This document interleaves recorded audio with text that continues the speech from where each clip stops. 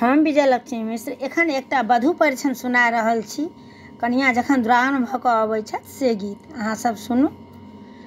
आजू दिवस बड़ सुंदर हे, लक्ष्मी घर एली।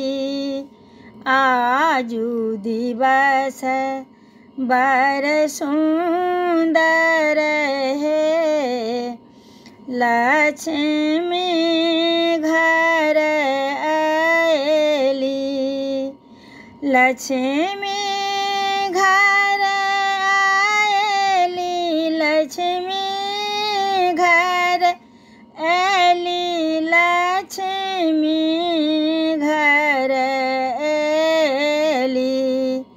आजू दिवस बड़ सुंदर हे, लक्ष्मी घर आएली। लक्ष्मी एली घर आनंद केली। लक्ष्मी एली घर आनंद केली। सासु करथिन परिछन हे, लक्ष्मी घर आएली।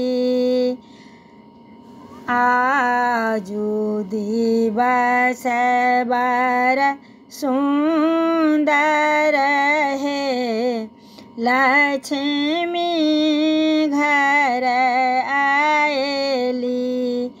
लक्ष्मी गृह आएली, घर आनंद कैली।